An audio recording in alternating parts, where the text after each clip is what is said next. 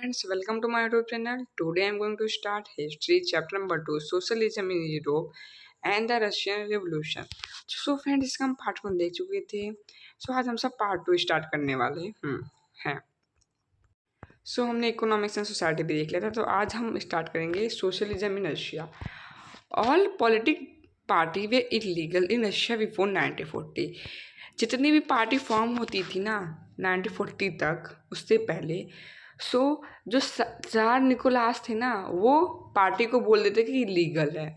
मान लीजिए social democratic party बननी थी जो 1898 में, उसको भी क्या उन्होंने कह दिया था, इलीगल पार्टी कह दिया था.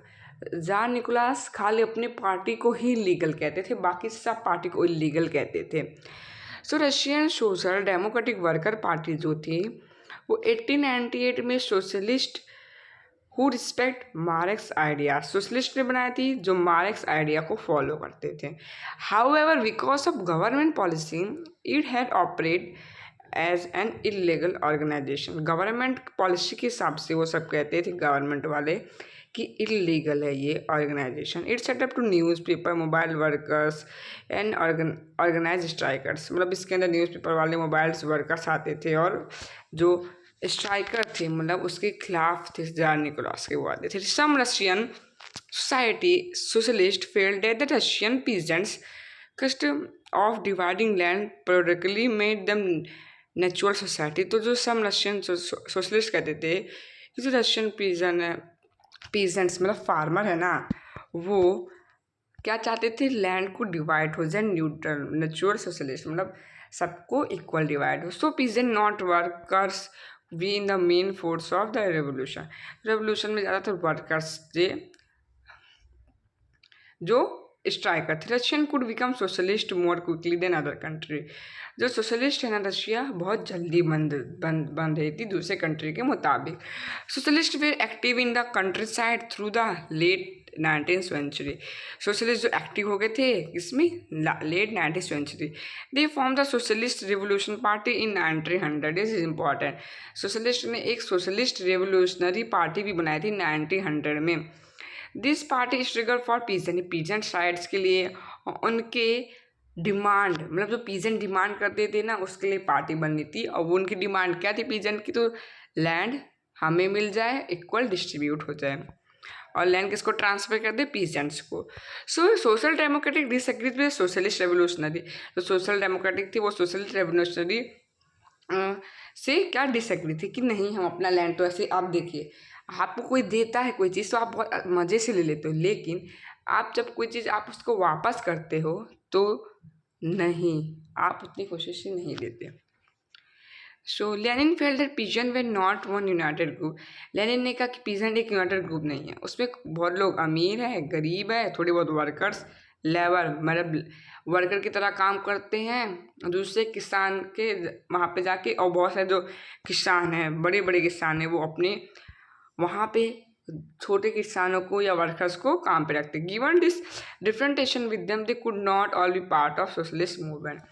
ये डिफरेंस की वजह से सारे पीजेंट्स तो हमारे पार्ट नहीं होंगे.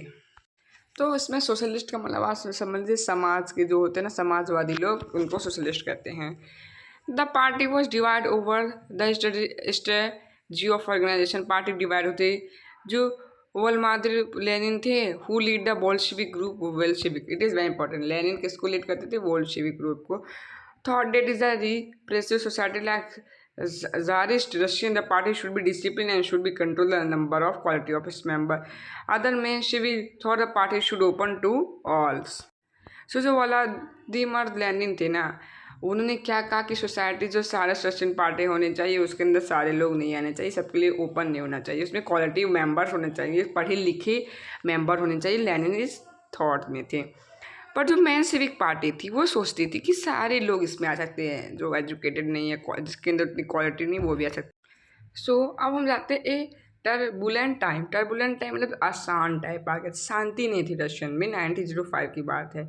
Russia was an autocracy. Russia जो थी एक ऑटोक्रेसी. ऑटोक्रेसी का मतलब होता है एक तंत्र, एक के हाथ में ही सब क्या हो, पावर हो. Unlike other European rulers, even at the beginning of the 20th century के स्टार्टिंग में भी the Tsar was not subject to parliament. उन्होंने अभी तक पार्लियामेंट नहीं स्टार्ट की थी। Liberals in Russian campaign to end the state of affair, वो इसको ख़त्म करना चाहते थे। Together with the social democratic and socially revolutionary they work with peasants. तो सोशल डेमोक्रेटिक्स थे एंड सोशलिस्ट रेवोल्यूशनरी थे, वो किसानों के साथ काम करते थे and workers during the revolution of 1905 पे। इट इज़ वेरी इंपॉर्टेंट, सब काम करते थे पीजेंट्स के साथ और वर्कर के साथ, सोशल डेमोक्रेटिक पार्टी वाले और socialist revolutionary party. To demand the constitution, उनको क्या चाहिए था? Constitution. They were support in the empire by nationalist, वो एम्पियर जो थे बाय नेशनलिस्ट क्या करते थे, जो पोलैंड में बनी थी पार्टी, उसके बारे में। In the Muslim dominated area were jadidist who wanted modernize Islam, जिनको एक इस्लाम चाहिए था कि मॉडर्नाइज इस्लाम चाहिए था जो लीड करे सोसाइटी को। कौन से? Jadidist. The year 1904 was a particular bad one for Russian worker. जो 1904 था ना, रशियन वर्कर के लिए बहुत बेकार समय था। Price of the essential good rose so rapidly that real base decline by 20%।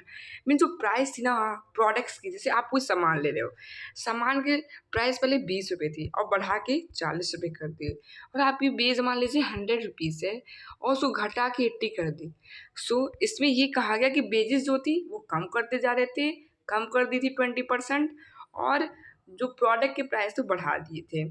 So the member of the worker association rose democratically, उनको बहुत गुस्सा आया इनके ऊपर गवर्नमेंट के। When the 4 member of the assembly of the Russian worker which has been form, 4 member जो assembly थे Russian worker की, उन्होंने फॉर्म क्या की इन 1904 में, वे डिसमिस, उन्होंने क्या डिसमिस कर दिया, एक पुट लव आयरन वर्क, एक फैक्ट्री थी वहाँ पे, उन्होंने क्या कर दिया, बंद कर दिया उसको। Where he call for industrial action, उन्होंने वहाँ से एक इंडस्ट्रियल एक्शन ले लिया। Over the next few days over 1,10,000 worker जो थे एसटी पीटरबर्ग में। ओके, सो इसमें ये कहा गया है कि वो 1904 में उन्होंने क्या किया था, डिसमिस कर दिया था पटलव आयरन वर्क को। वेरी कॉल फॉर बाय, उन्होंने इंडस्ट्रियल एक्शन ले लिया था क्योंकि पैसे घट रहे थे, इनकम घट रही थी, और क्या कहते हैं, रोज हो रहे थे प्राइस, इसके सामान के प्राइस बढ़ रहे थे। सो आप रियल वेजेस का मतलब कहते हैं उनकी रियल जो बेस सैलरी होती है और इनकम कह सकते हो जो उनको मिलती है। बाद में over the next few days उन्होंने 1,10,000 वर्कर जो थे एसटी पीटरबर्ग में, वो इन्होंने स्ट्राइक की कि जो वर्किंग डे आवर है वो 8 आवर कर दिया। हमने पिछले वीडियो में देखा था कि गवर्नमेंट ने बनाया था कि 10 से 12 आवर वर्क्स को काम करवाए थे, लेकिन वो सब क्या करवाते थे, 15-15 घंटे करवाते थे, 12 से 15 घंटे, और गवर्नमेंट ने कहा था कम से कम 10 घंटे अगर आप काम कराओगे तो भी चल देता है। सो उनको 8 घंटे चाहिए थे और उनके वेजेस जो थे वो बढ़ने चाहिए, ये बोल रहे थे, और वर्किंग कंडीशन जो है वो भी अच्छी हो जानी चाहिए, सैनिटेशन और हाउस का कोई प्रॉब्लम ना हो। When the procession of the worker lead by the father Gapon जो थे, क्या वर्कर किसके द्वारा लीडर कौन था वर्कर्स का, फादर गोपुन जो थे। Reach the winter palace, it was attack by police, जो वहाँ पे विंटर पैलेस पहुँचे थे जो पुलिस ने एंड द कॉसेक्स ने क्या किया था, अटैक किया था। ओवर 100 वर्कर वे किल्ड, 100 वर्कर्स मर गए थे, it is very important. 100 workers मर गए थे, 300 वुंडेड, मतलब उनको इंजरी हो गई थी, घायल हो गए थे, वुंडेड मतलब 100 लोग मर गए, 300 लोग घायल हो गए। The incident known as a bloody Sunday, इस इंसिडेंट को हम क्या कहते हैं, ब्लडी संडे कहते हैं। और ब्लडी संडे आपके नोट्स में पक्का आएगा, एग्जाम में भी आ सकता है, right about the bloody Sunday. तो आप ये पूरा पैराग्राफ तो नहीं लिख सकते, लेकिन आप इसमें से समझ के इतना आप लिख सकते हैं कि इस ब्लडी संडे को कहा जाता है इतना। इस started are series of event and become known the 90s को हम 1905 रेवोल्यूशन कहते हैं। Strike took place all over the country में पूरी स्ट्राइक हो गई, हड़कंप मच गई थी, ढाबा बोल दिया था सबने। And university close down, university जो स्कूल के आगे हम पढ़ते हैं, कॉलेज के बाद यूनिवर्सिटी जो डिग्री लेते हैं वो भी सब बंद कर देते। और स्टूडेंट बॉडी स्टेक्ड वॉलआउट, वो भी सब कंप्लेनिंग कर रहे थे कि उनको सिविल राइट्स कम मिलते हैं। लॉयर्स, डॉक्टर, इंजीनियर जो थे and other middle classes worker जो थे, उन्होंने एक यूनियन बनाया था और डिमांड क्या करते, कॉन्स्टिट्यूएंट्स असेंबली। तो सबको एक कॉन्स्टिट्यूशन भी चाहिए था, देखो पीजेंट्स को भी कॉन्स्टिट्यूशन चाहिए था और लॉयर्स, डॉक्टर्स और इंजीनियर्स, स्टूडेंट्स को भी एक कॉन्स्टिट्यूशन चाहिए था। During the 1905 revolution the tsar allow the creation of the elected consultative parliament. बाद में रिवोल्यूशन के बाद जार निकोलास ने सोचा चलो ठीक है हम बना देते हैं, और पार्लियामेंट को सब ड्यूमा के नाम से बुलाते हैं। For a brief while during the revolution there exist a large number of trade union and factory committees made up factory workers. बाद में उसके बाद ट्रेड यूनियन बहुत ज़्यादा बना और वर्कर्स ने नई नई फैक्ट्री कमिटीज़ बनाई। After 1905 most communities in the union work unofficially. बाद में उन्होंने कहा कि जॉन निकोलस ने कि ये सब जो कमिटीज़ है यूनियन है वर्कर्स की, क्या है, इलीगल है। इनका यही था 1905 तक ये सब हमेशा जितने भी 1914 तक जितनी भी वो बनती थी ना पार्टीज को इलीगल डिक्लेयर करते थे, जो हमने पहले पढ़ा भी स्टार्टिंग में। Severe restriction were placed on political activity. The tsar dismiss the first Duma. उन्होंने पहला ही ड्यूमा 75 दिन में ही क्या किया, कैंसिल कर दिया। पार्लियामेंट लॉ तो पास के वापस उसको कैंसिल कर दिया। एंड एक नया ड्यूमा, सेकेंड ड्यूमा, वो 3 महीने के अंदर वापस लाए। He did not want any question. वो कोई क्वेश्चन नहीं चाहता था कि इसके ऑथोरिटी पे और अपने पावर को कम करने के लिए। वो जो रूल बनाता उसमें वो कोई क्वेश्चन नहीं चाहता कि कोई उसके खिलाफ आवाज़ उठाए कि आपने ये सही नहीं किया है। He change the voting law. उसने एक वोटिंग लॉ चेंज कर दिया and pack the third Duma. और थर्ड ड्यूमा को भी उसने बनाया। Liberals and revolutionary were kept out. और रिबलर्स को और रिवोल्यूशनरी को ड्यूमा के बाहर रखा। First world war in the Russian empire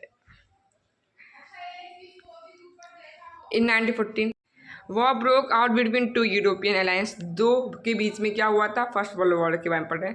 1940 में वॉर ब्रेक हो गया था टू यूरोपियन अलायंस में। जर्मनी, ऑस्ट्रिया, तुर्की जो थी सेंट्रल पावर्स में, दो यूरोपियन जैसे कंट्रीज होती ना, तो कंट्री यूरोपियन की जो कंट्रीज ना वो 2 इक्वल पार्ट्स में क्या होगी, डिवाइड हो गई। मान लीजिए अगर एक कंट्री में, मान लीजिए सॉरी एक कॉन्टिनेंट में अगर 10 कंट्रीज आती है, एक कॉन्टिनेंट में 10 कंट्री आती है, तो 5 अलग के साथ मिल जाएगी और 5 अलग के साथ मिल जाएगी। मतलब ये मान लीजिए वेस्ट वाले होंगे और ये ईस्ट वाले मिलकर एक दूसरे के खिलाफ लड़ाई करेंगे। नहीं तो ऐसा होगा कि 10 कंट्रीज है उसमें कुछ ही किसी का साथ देंगे, जैसे एक में 3 कंट्री साथ देनी है तो दूसरे में 4। ऐसा नहीं कि सारे मिलके ही लड़ेंगे, कोई भी कंट्री से दूर रहती है। तो जर्मनी और ऑस्ट्रिया जो तुर्की थी सेंट्रल पावर थी, और फ्रांस, ब्रिटेन और रशिया ये सब क्या थे, दूसरे साइड के थे। और बाद में इटली और रोमानिया भी फ्रांस के साथ जुट गए। तो जर्मनी, ऑस्ट्रिया, तुर्की एक साथ थे और फ्रांस, ब्रिटेन, रशिया और बाद में इटली और रोमानिया एक साथ हो गए। Each country the global empire and the war was fought outside Europe. हाँ, ऐसा भी है कि यूरोप के बाहर भी लड़ाई हुई थी और यूरोप के अंदर भी। This was the first world war. ये पहला विश्व युद्ध था। In the Russia the war was initially popular. ये बहुत बढ़ रहा था। People rallied around Tsar Nicholas two के ऊपर वो सब रियली कर रहे थे। As the war continue through the Tsar refuse the council the main practice in the Duma parties in the Duma. फिर उन्होंने जो मेन पार्टीज ड्यूमा की थी, देखो पार्टीज में उन्होंने रिबलर्स को और रिवोल्यूशनरी को नहीं लिया था, और जिसको लिया था उसको उनको भी कैंसिल कर दिया जार निकोलास टू ने। तो आप किंग को जार कहते हैं। हाँ, इट इज़ वेरी इंपॉर्टेंट। ऐसा लेकिन इनका नाम था जार। ऐसे हम सब किंग विक्रम आदित्य कहते हैं, हिंदी में राजा विक्रमादित्य, छत्रपति शिवाजी महाराज राजा कहते हैं ना, वैसे इनको जार कहा जाता है किंग को, या आप किंग निकोलास भी कहोगे तो भी चलता है। सपोर्ट वर थिन, उनके सपोर्टर बहुत कम थे। Anti Germany sentiment run high, जो जर्मनी थी ना वो बहुत तेज़ी से बढ़ रही थी और can be seen in the remain. और उन्होंने वापस से एसटी पीटरबर्ग का नाम बदल के पेट्रोग्रेड कर दिया था। जायरन एक्सलेंडर German origin in the poor advisor assembly among called Rasputin made the autocracy unpopular। उन्होंने इसको ऑटोक्रेसी को, एक तंत्र को अनपॉपुलर बना दिया। और पता है जार को मतलब इसका मतलब होता है कि जो जार होती है उसकी पावर भी धीरे धीरे कम होने लगी थी। The first world war on the eastern front, जो ईस्टर्न फ्रंट थे वो वेस्टर्न फ्रंट से दूसरे तरीके से लड़ते थे। तो दोनों का लड़ने का स्टाइल अलग था, ईस्टर्न का वेस्टर्न का।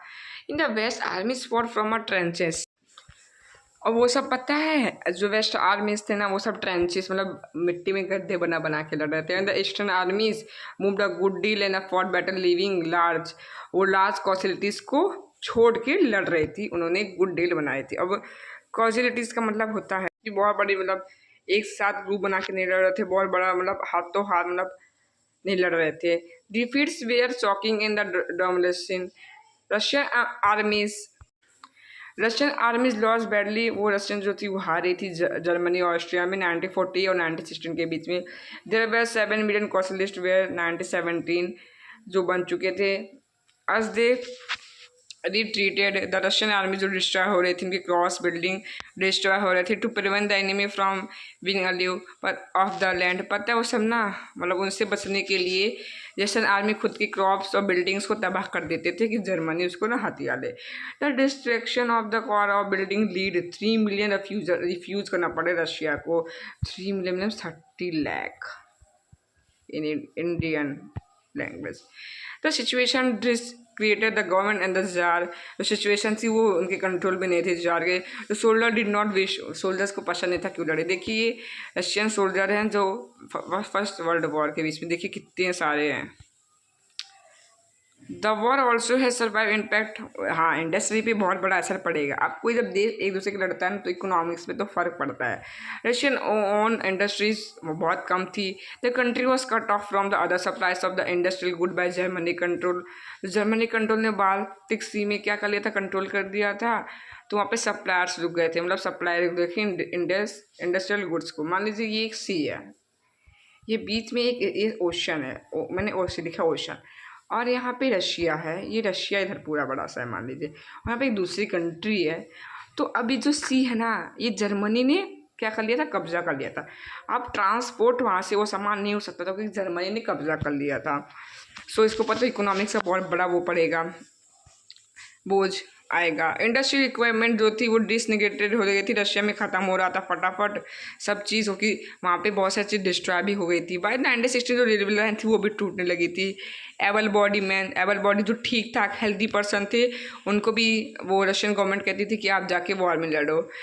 As a result there was a labour shortage, जहाँ पे लेबर मतलब कर्मचारियों की बहुत कम, मतलब क्या हो गई, तादाद कम हो गई। स्मॉल वर्कशॉप जो थी वो एसेंशियल जो प्रोवाइड करती थी छोटे मोटे सामान वो बंद हो गई। Last supply of the grain जो थी आर्मी को भेजी जाती थी खाना खाने के लिए। For the people in the cities bread of flour क्या हो गए, बहुत कम हो गए। By the winter 1916 riots at the breads of were common, और योर्स जो थे मतलब लंबी लंबी लाइन्स, युद्ध ये सब होते थे क्योंकि ब्रेड तो ख़त्म हो चुकी थी। जैसे हमारे लिए रोटी इंपॉर्टेंट होती है ना, उनके लिए ब्रेड होता है। अब वो ब्रेड कैसे कम हो जाती थी क्योंकि आर्मीज को खाना भेजते थे, तो और क्रॉस भी बेकार हो चुकी थी। अब आर्मी को खाना भेजेंगे तभी तो आर्मी लड़ेगी, पर जो लोग के ऊपर इसका बहुत बड़ा इफेक्ट पड़ता था। The February revolution in the Petrograd, हम फेब्रुअरी रेवोल्यूशन पे आते हैं पेट्रोबर्ग। अब पेट्रोबर्ग का पहले नाम था पेट्रोग्रेड हो गया। In the wintry of 1917 condition the capital Petrograd were grim हो गई थी पूरी सिचुएशन, मतलब विकेट मतलब संकट वाली घड़ी हो गई थी वहाँ पे। The layout of the city same to emphasis the division among its people, फिर डिवीजन हो गया था पीपल में। The worker quarter factories were located on the right bank of river, जो फैक्ट्रीज क्वार्टर फैक्ट्रीज थे वो रिवर नीवा के उधर आती थी। On the left bank were the fashionable areas जो थे एंड द विंट्री प्लेस थी, द ऑफिशियल बिल्डिंग थी including palace with the Dumas meet, यहाँ पे पार्लियामेंट्री मीट होते थे। के लेफ्ट साइड पे सब fashionable areas, विंट्री palace, official building से सब आता था, और जहाँ पे वो संसद भवन मान लीजिए Duma. In February 1917 food storage जो थी वो बहुत ज़्यादा हो गई थी। तो worker were the winter was very cold, winter बहुत ठंड लाती थी, ठंड थी। There had been expectation of forest मतलब वहाँ पे फॉग भी बहुत गिर रही थी, स्नो भी बहुत हो रही थी। Parliamentaries wishing to preserve elected government, वो बचाना चाहते थे इलेक्टेड गवर्नमेंट को। Were oppose the tsar desire to dissolve the Duma, क्योंकि जार ने तो ड्यूमा को ख़त्म ही कर दिया था। In 22 February lockout took place at a factory on the right way, मतलब वहाँ पे एक क्या हुआ, फैक्ट्री पे युद्ध क्या हो गया, उन्होंने सब ने एक ग्रुप जैसा बनाया। The next day worker 15 factories ने एक स्ट्राइक कर दी सिंपैथी में। इन द वर्कर फैक्ट्रीज जो मैनी फैक्ट्रीज जो ह्यूमन विश हो ना, वीमेन जो थी ना वो भी बहुत ज़्यादा इसमें युद्ध में बीच में आ गई लड़ने के लिए। तक came to be call the international human day, तो उस दिन को भी हम इंटरनेशनल ह्यूमन डे कहते हैं। 8 मार्च जो है होता है ना, 8 मार्च को इन्होंने किया था, इसलिए 8 मार्च को हम इंटरनेशनल वुमेन डे न मनाते हैं। Demonstrating worker cross from the factory quarter, फैक्ट्री को वो सब मतलब क्रॉस कर to the centre of capital में नेविशिक नेवसिकी और prospect at the stage no political party, उसका कैपिटल का था न्यूसिक था। At the stage no political party जो थी वो एक्टिव थी इस मूवमेंट में।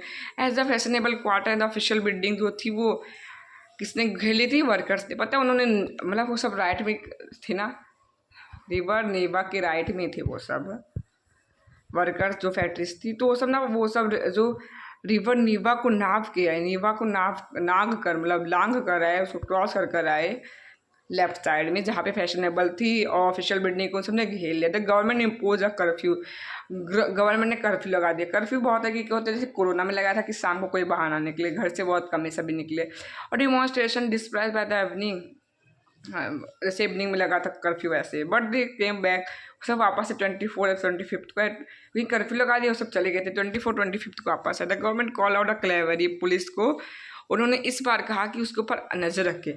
हर बार कुछ ना कुछ युद्ध होता था ना, जैसे ब्लडी संडे में देखा कि उसने कहा था कि आप फायर कर दो सबके ऊपर जार ने, लेकिन इस बार उसने कहा कि आप इस पर नज़र रखो। On Sunday 25 February the government suspended the Duma को उन्होंने सस्पेंड कर दिया, बंद कर दिया। पहले भी बंद किया था पर इस बार पूरे तरीके से बंद कर दिया। Politician spoke out against the major, इसके ऊपर उन्होंने क्या किया, प्रोटेस्ट किया, पर कुछ तो होने वाला नहीं है कि जार के पास ही power. The demonstration return in the force to the street of left bank, वो सब वापस चले गए। ऑन द 26 जो पुलिस हेडक्वार्टर थे ना, वो क्या हो गए, रैंसैक्ड हो गए। बाद में जो स्ट्रीट थ्रोन एंड जे पीपल थे, वो सब स्लोगन उन्होंने बना लिया, ब्रेड वेजेस बेटर हावर्स, वो सबको मतलब स्लोगन बना कि हमें बेटर ब्रेड चाहिए, वेजेस चाहिए, बेटर हावर्स चाहिए। तो गवर्नमेंट ने पूरी कंट्रोल कर सिचुएशन को ट्राई करी थी कि कर ले, और एक बार क्लेवरी वापस से उन्होंने कह दिया कि आप वापस से उन पर ध्यान रखने को। हाउ एवर द क्लेवरी रिफ्यूज, इस बार उन्होंने मना कर दिया कि उनके ऊपर वो सब फायर नहीं करने वाले हैं। जो उनकी सैनिक थे ना, उन्होंने जार को मना कर दिया, नहीं हम तो उनके साथ हैं। सो जो ऑफिसर्स जो थे उन्होंने मना कर दिया, और वो सब किसके साथ जुड़ गए, स्ट्राइकर वर्कर्स के साथ आर्मी लोग भी जुड़ गए। But by the date evening the soldiers ने क्या किया, स्ट्राइक कर दिया, सब मिलके, आर्मी ने मिलके किसके ऊपर, टू फॉर्म आ सोवियत, वो सब एक साथ मिले और एक सोवियत और काउंसिल बनाया, इसलिए तुम सोवियत संघ भी कहते हैं। तो एक काउंसिल बनाया उन्होंने, सेम बिल्डिंग जहाँ पे ड्यूमा मीट होती थी। दिस वोट पेट्रोग्रेड सोवियत, इसको पेट्रोग्रेड सोवियत कहते हैं। The very next day a delegation went to see the tsar. So tsar ने पता है अगले ही दिन उनके मिलिट्री कमांडर थे, उन्होंने एडवाइस किया आप एडिकेट कर दो, एडिकेट मतलब रिजिग्नेशन दे दो, आप रिजाइन दे दो, आप राजा से निकल जाओ। He follow the advice and abdicate, उसने हाँ रिजिग्नेशन दे दिया 2 मार्च को, क्योंकि उसके हाथ से सारे पाँव निकल चुकी थी। तो लिबरल्स रेडिकल्स और कंजर्वेटिव जो चाहते थे वही हो गया, मोनार्की फॉर्म ऑफ गवर्नमेंट हट चुकी थी। सोवियत लीडर और जो ड्यूमा थे, अब उन्होंने बनाया कि गवर्नमेंट वो चलाएंगे।